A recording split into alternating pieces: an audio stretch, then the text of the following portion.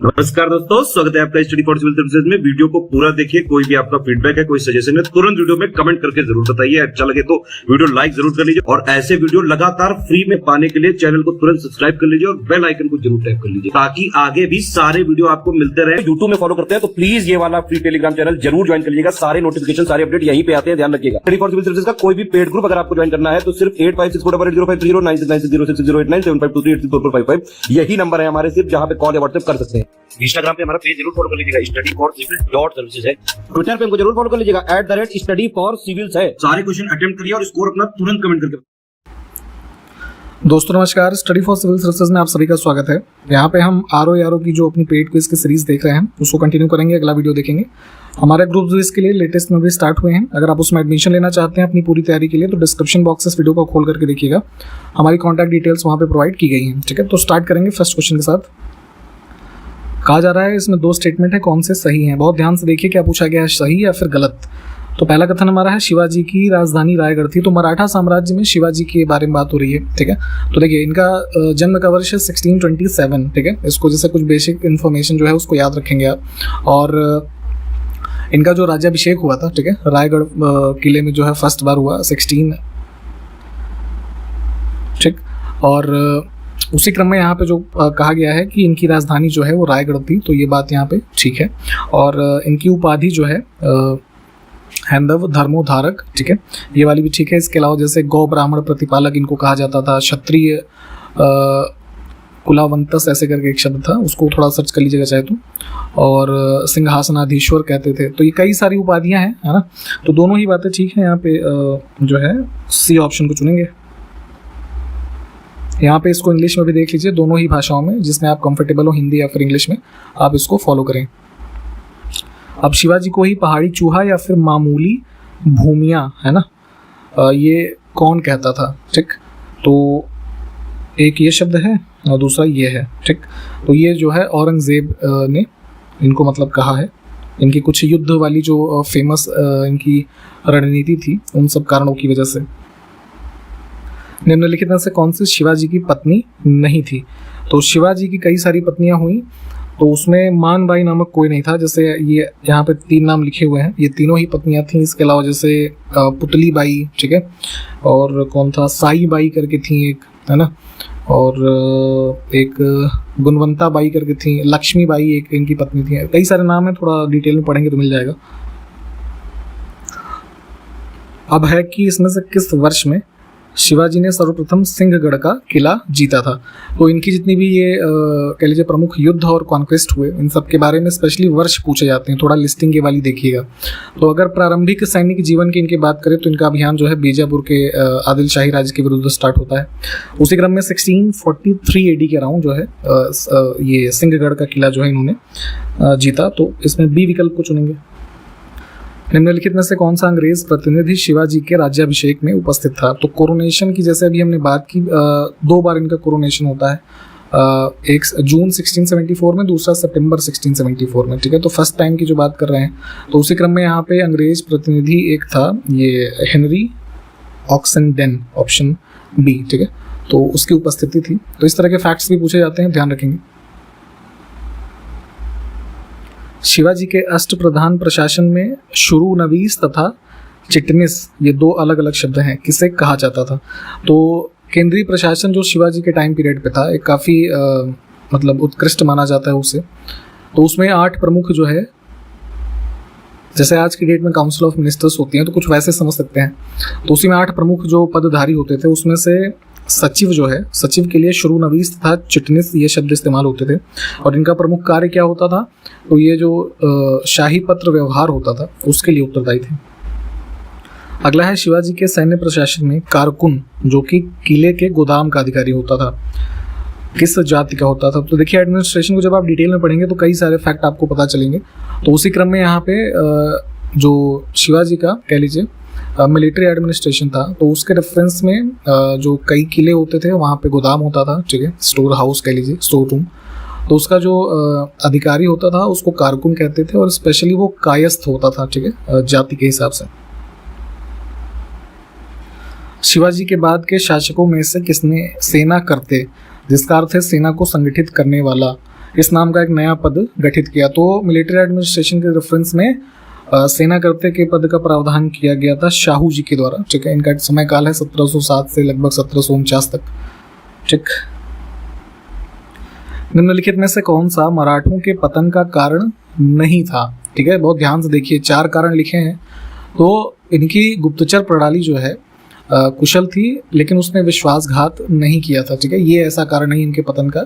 उसके विपरीत जो अन्य 3 विकल्प लिखे हैं ऑप्शन फर्स्ट, थर्ड और फोर्थ में, ठीक है, ये सब जो है उस समय के तत्कालीन जो अन्य शासक हुए, है ना, जैसे मुस्लिम शासक तथा ये फॉरेन रूलर्स जो हुए, तो उनके रेफरेंस में ये कारण हुए मराठा साम्राज्य के पतन के। मराठा क्षेत्र जो मुख्य रूप से 6 रियासतों में बटा था, उनमें से निम्नलिखित में से कौन सा एक नहीं था? ठीक है, तो सतारा, ग्वालियर और बड़ौदा यहाँ पे दिया है, पुणे, नागपुर और इंदौर। ठीक है, भोपाल नहीं था। इनके प्रमुख जो है इनके भी जो एक युग्म होता है उसको जानते रहिए। तो जैसे सतारा क्षेत्र में छत्रपति, ठीक, और ग्वालियर में सिंधिया, बड़ौदा में गायकवाड़, फिर पुणे में पेशवा, ठीक है, और नागपुर में जैसे भोसले होते थे, इंदौर में होलकर। ठीक, तो सी ऑप्शन देखिए, ये हमारा जो है। अब देखें सिख धर्म से संबंधित कुछ प्रश्न। तो हजरत रब्बुल मजीज ये निम्नलिखित में से किस सिख गुरु की उपाधि थी? तो जो है सिख धर्म की एक तरीके से नींव जो है किसने डाली? गुरु नानक जी ने। ठीक, और उन्हीं की ही उपाधि थी ये, तो ध्यान रखेंगे। निम्नलिखित में से कौन से सिख गुरु मुगल बादशाह अकबर के समकालीन थे? तो अकबर का मुख्य रूप से आप समय काल देखेंगे, जैसे मुख्य रूप से हम देखें 1560 के बाद से। ठीक है, तो उसी क्रम में अब यहाँ पे जो विकल्प में सिख गुरुओं के नाम लिखे हैं, तो गुरु अमरदास जो है इनका समय काल माना जाता है 1552 से 1574 के मध्य। ठीक है, तो ये मोस्ट अप्रोप्रिएट है कि ये इनके समकालीन थे। ठीक है, तो अमरदास के बाद फिर जैसे रामदास आते हैं। ठीक है, रामदास के बाद फिर जैसे अर्जुन देव, तो वो सब नाम यहाँ पे है नहीं, है ना। एक युद्ध हुआ नादौन का युद्ध 1690 ईस्वी में, इसके संबंध में सही कथन हमें चुनना है। तो इस युद्ध में पहाड़ी सेना की तरफ से गोविंद सिंह ने मुगल सेना का मुकाबला किया। ठीक है, और दूसरा है इस युद्ध में मुगल विजयी रहे। तो यहाँ पे पहला कथन तो ठीक है, विजयी भी इसमें जो है गुरु गोविंद सिंह ही रहे थे, मुगल हारे थे, तो पहला कथन सही है।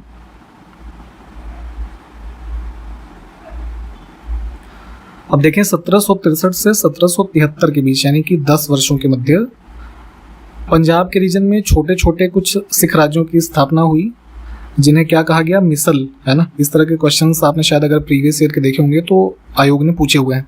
ठीक, तो अब इन मिसलों की संख्या क्या थी? तो पहले आपको ये चीज़ क्लियर हो गई होगी कि जो छोटे छोटे सिख राज्य हुए उनको मिसल कहा जाता था, है ना। कई बार स्टूडेंट इसी में कंफ्यूज होते हैं कि मिसल होता क्या था। ठीक, तो यहाँ पे ड्यूरेशन देख लिया आपने 63 से 73 के बीच मुख्य रूप से। तो इनकी कुल संख्या थी 12, है ना, ऑप्शन सी को चुनेंगे।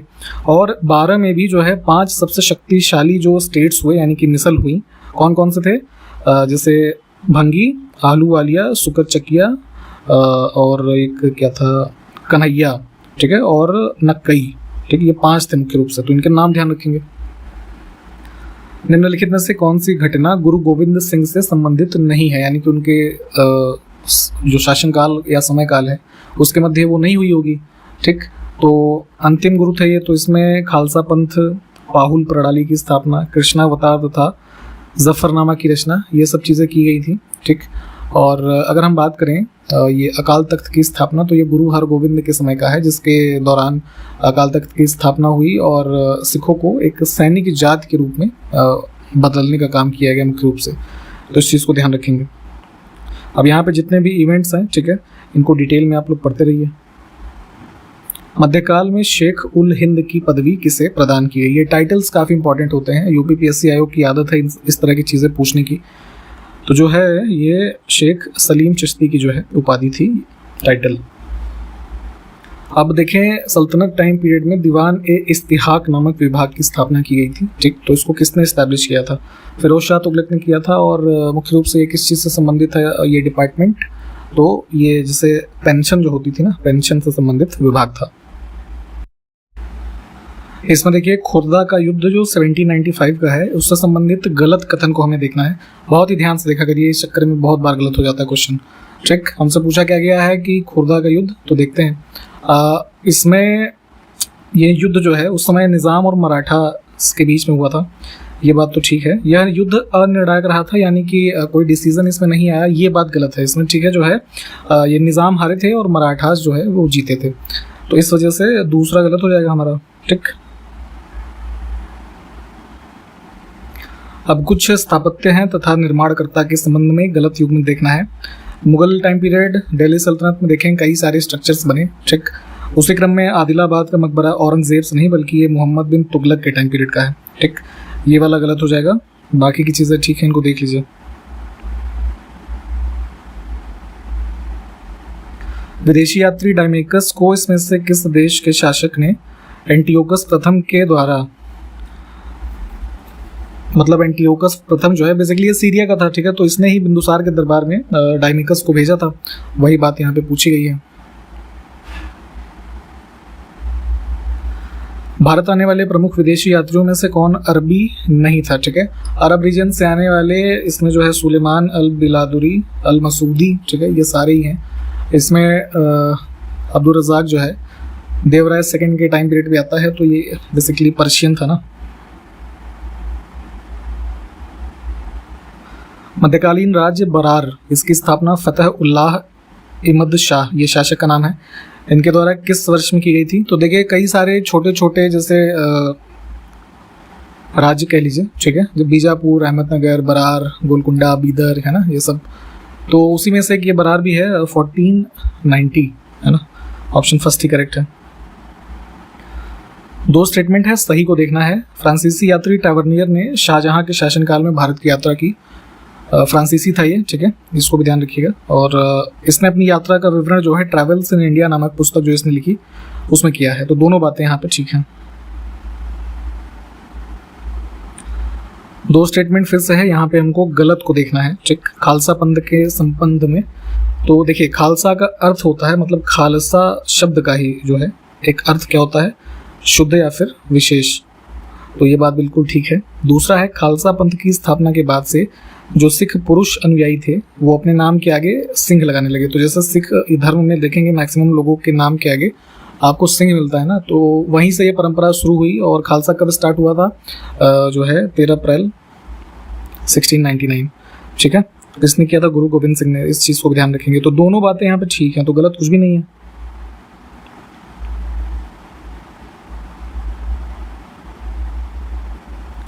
शिवाजी के शासनकाल से संबंधित गलत कथन चुने।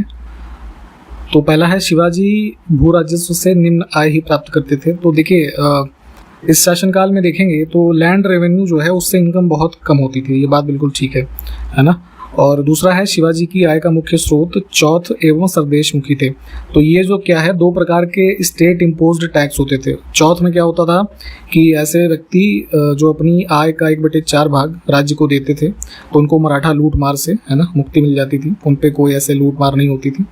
और सरदेशमुखी में क्या होता था कि ये जो मतलब शिवाजी को ही उस राज्य के एक प्रतीक के रूप में माना जाता था कि ये उसके प्रमुख हैं, तो उसी के रूप में सरदेशमुखी नाम का टैक्स लगता था जो कि 10% के आसपास होता था।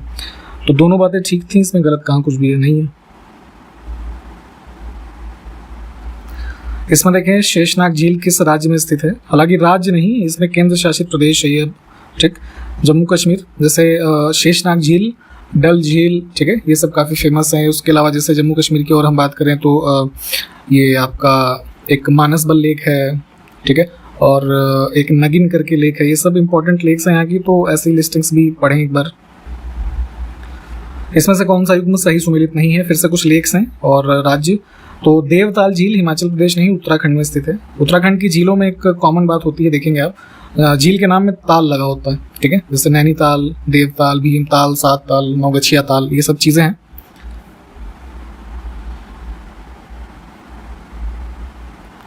अगला है नक्की झील किस राज्य में स्थित है? तो ये है आपका यहाँ राजस्थान में। अगारा झील ये आपका कर्नाटका स्टेट में है, ठीक है। इंपॉर्टेंट लेक्स की प्लीज एक बार लिस्टिंग देख लीजिएगा। इंटरनेशनल ट्रैवल के लिए जो हमारे इंटरनेशनल एयरपोर्ट्स हैं, ठीक है, इंडिया में कई सारे हैं, उसी क्रम में राजीव गांधी अंतर्राष्ट्रीय हवाई अड्डा कहाँ पे स्थित है ये पूछा गया है, हैदराबाद में है। इसमें से किस राज्य में संस्कृत उनकी आधिकारिक भाषा है, यानी कि ऑफिशियल लैंग्वेज, ठीक है। तो अभी रिसेंटली कुछ वर्षों पहले डिक्लेयर किया गया था इसको उत्तराखंड के द्वारा, ठीक। तो वहाँ पे पहली कौन सी है, हिंदी, दूसरी संस्कृत। और जैसे उत्तर प्रदेश के बारे में आप जानते होंगे कि हमारी पहली थी हिंदी, उसके बाद सेकंड भाषा कौन सी डिक्लेयर की गई है, उर्दू।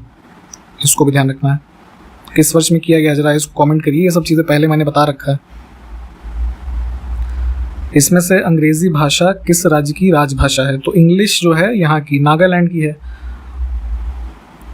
दो स्टेटमेंट है, कौन सा सही है। भारत के संविधान के द्वारा निर्धारित सुप्रीम कोर्ट और हाई कोर्ट की जो राजभाषाएं हैं अंग्रेजी होती हैं। आप जानते हैं कि भारत में मोस्टली सुप्रीम कोर्ट और जितने भी हाई कोर्ट्स हैं यहाँ पे वर्क किस भाषा में होता है, इंग्लिश में, ठीक। तो पहली बात ठीक है। और दूसरा है कि अंडमान की प्रमुख भाषाएं जेसरी तथा महल, ये दो हैं, तो ये भाषाएं लक्षद्वीप से संबंधित हैं। दूसरा वाला गलत है।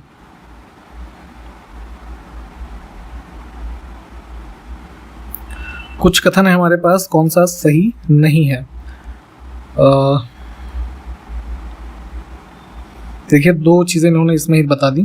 तो जैसे हमारा ऑफिशियल जो वो है ना, नेशनल ट्री क्या है, बनियान यानी कि बरगद का पेड़ है, ठीक है। तो पीपल का गलत हो जाएगा ना। नेक्स्ट है राष्ट्रीय गान जन गण मन पहली बार भारतीय राष्ट्रीय कांग्रेस के किस अधिवेशन में गाया गया। तो नेशनल एंथम जो है ये दिसंबर 1911 का जो सेशन हुआ कोलकाता में, ठीक है, यहाँ पे इसको गाया गया था सबसे फर्स्ट टाइम। और नेशनल अडॉप्शन की जैसे बात आती है तो ये 24 जनवरी 1950 ये डेट याद रखेंगे। अभी बताया गया आपको इसका उत्तर, ठीक है, 24 जनवरी। अगला है राष्ट्रीय गीत हमारा वंदे मातरम है, इसको किस पुस्तक से लिया गया है। तो आनंद मठ पुस्तक जो है बंकिम चंद्र चटर्जी की, उससे इसको लिया गया। और पहली बार ये जो गाया गया था कहाँ पे, कांग्रेस का सेशन 1896।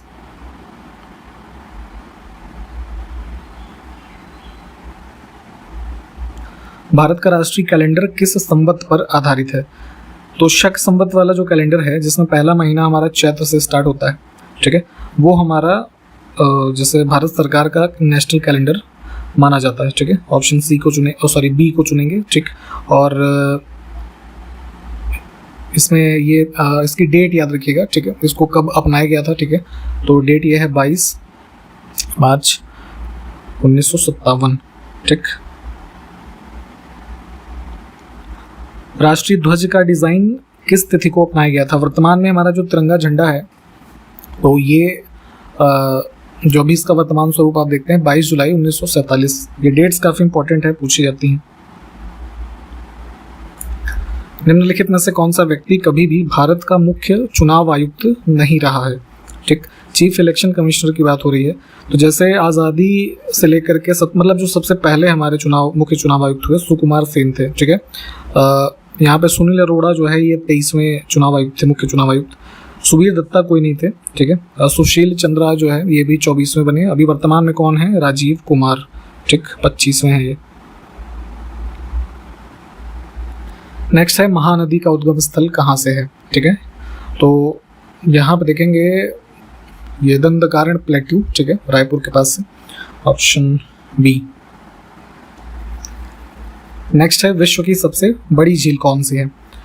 तो लार्जेस्ट लेक कैस्पियन सी जो है उसको माना जाता है। इसमें कौन सा युग्म सुमेलित नहीं है। विनीपेग लेक जो लिखा हुआ है साउथ अमेरिका गलत है, नॉर्थ अमेरिकन पार्ट में हो जाएगा ये। और किस देश की में है अगर ये बात करें तो कनाडा में, ठीक। हिरन, ओरांग, बरना तथा कोलार नदियां किस नदी की सहायक नदियां हैं, ठीक। तो ये सारी की सारी जो है सहायक है इसकी नर्मदा रिवर की, ऑप्शन बी को चुनेंगे, ठीक। जिसमें जैसे तवा, कुंडी, ये दो नदियां ये भी हैं, इनके नाम ध्यान रखिएगा।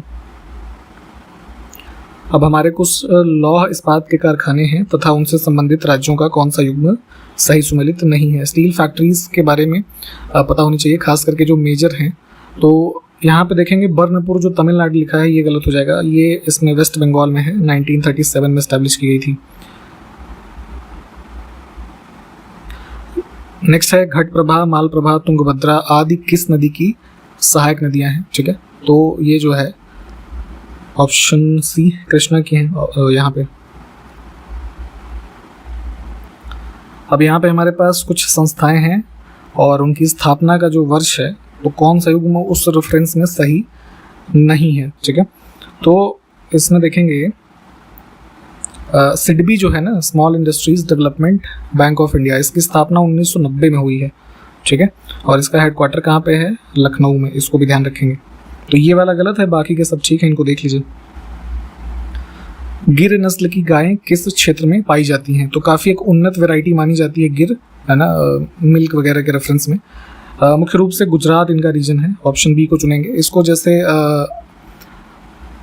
ये भदावरी या फिर काठियावाड़ी भी कहा जाता है। ठीक है, इसको भी ध्यान रखेंगे। और ये काठियावाड़ का जो मुख्य रूप से रीजन है, और महाराष्ट्र में कुछ कुछ जगह जो है ये सब मेजर डोमिनेंट एरिया है, इसको ध्यान रखेंगे। तो बी इसमें फिलहाल करेक्ट है। और इसी के साथ यहाँ पे इस वीडियो को हमने कंप्लीट किया है। सारे क्वेश्चंस देख लीजिएगा, जो क्वेश्चन पूछे गए हैं उसको कमेंट कीजिए, हम फिर इसको कंटिन्यू करेंगे अगले वीडियो में। तब तक के लिए नमस्कार, जय हिंद।